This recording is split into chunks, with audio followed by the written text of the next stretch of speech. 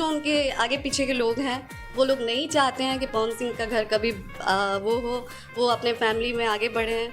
यही सारी चीज़ें। और पवन सिंह कान के कच्चे हैं, वो अपना डिसीजन कभी खुद नहीं लेते हैं। पवन सिंह कान के कच्चे इसके लिए हैं, ये हमारी कमी कहिए या खूबी कहिए, इस धरती पे मालिक सिर्फ मैं ऊपर वाले को जानता हूँ। किसी हाय फ्रेंड्स, आए वो बढ़िया होंगे। तो ये दोनों तो आप लोग तो जानते हैं ज्योति सिंह और पवन सिंह के बारे में, जो तलाक हो रहे हैं उनके बहुत ज़्यादा ही विवाद हो रहे हैं।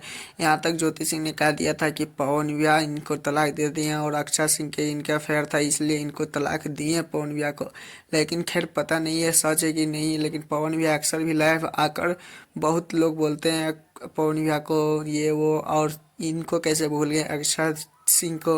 ये अक्षय सिंह भी पवन भैया को बदनाम करने पे लगी हुई है, लेकिन पवन भैया अक्सर लाइव आकर कभी कुछ करके वीडियो के माध्यम से बताते रहते हैं कि मतलब कोई के केहू के नहीं खे कुछ बोले के सबके मिलजुल के रहे के चाहिए। लेकिन पवन भैया भी क्या ही बोल सकते हैं, पवन भैया एक जगह है जो सबको मिला के रखना चाहते हैं, लेकिन कुछ लोगों के विवाद में। लेकिन खैर छोड़िए ये सब बात, आप लोग को तो पता है 5 जनवरी को पवन भैया का बर्थडे है, जो आज गाना सॉन्ग रिलीज सनी लियोनी के साथ होने वाला था। आप लोग ने सनी लियोनी का सॉन्ग सुने या नहीं, या पवन भैया का बर्थडे सॉन्ग अच्छा लगा या नहीं, कमेंट में ज़रूर लिखिएगा। और हाँ, ऐसा ऐसा पवन भैया तो फैन के साथ रहते हैं और बर्थडे पे बहुत धमाल मचाने वाला है। लेकिन खैर छोड़िए सब, मेरे चैनल पे नए तो चैनल को सब्सक्राइब, वीडियो को लाइक करें। हाँ, प्यार से आई लव पवन लिखिएगा, मुझे बहुत अच्छा लगेगा।